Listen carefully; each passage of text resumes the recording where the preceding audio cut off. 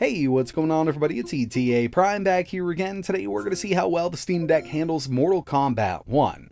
Now this isn't Steam Deck verified just yet. It was released yesterday at the time of making this video.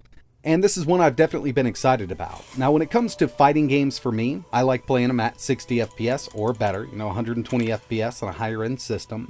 30 FPS really doesn't cut it for me, so I'm actually going to be shooting for 60 FPS on the Steam Deck, and I'm not sure if we're going to be able to do it just yet.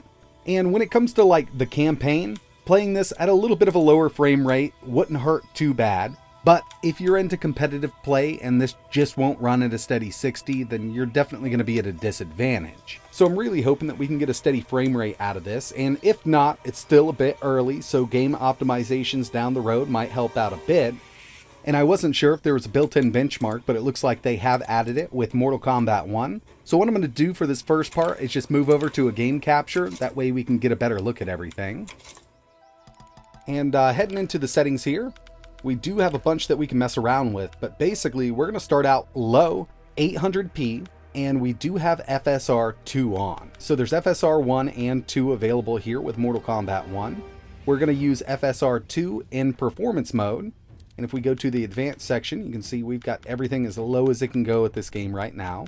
And our resolution is going to be lower than 800p because we've got FSR 2.0 set to performance. But let's get into that benchmark and see what happens here. So this is actually a pretty nice little benchmark suite they have built in. Up in the top right hand corner, we've got our average and our current FPS. Plus, we've got the Steam Deck overlay up top so we can see. And it definitely looks like the iGPU here is going to be our bottleneck. Of course, having a little more CPU performance with the Steam Deck would be nice, but I think what's kind of holding us back here is that iGPU. Of course, I mean, that's what holds back a lot of these games on the Steam Deck. And with it set up like this, we have an average of 45 FPS. So that's 800p low settings with FSR set to performance. We're going to try this at ultra performance and see if it helps out at all. I don't think we're going to quite hit 60 even going to ultra performance here, but we'll test it out just to see what happens. So our screen resolution is 800p, but with FSR 2.0 enabled with ultra performance, we've now got a render resolution of 427 by 267, which is pretty low. Either way, let's run that benchmark again. Giving it a second to stabilize. Just checking out all of these metrics here. Doesn't look like we got a big boost in performance going from FSR 2.0 performance to ultra performance. We might have gained maybe 3 FPS on average, but we'll see by the end here. Definitely not going to be running this at 60, at least right now on the Steam Deck.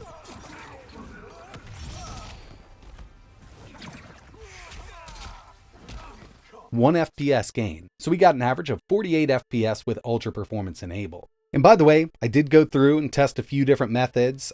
This is about the best I can get this to run right now at the time of making this video. But I still want to get into a little bit of handheld gameplay to see how it feels.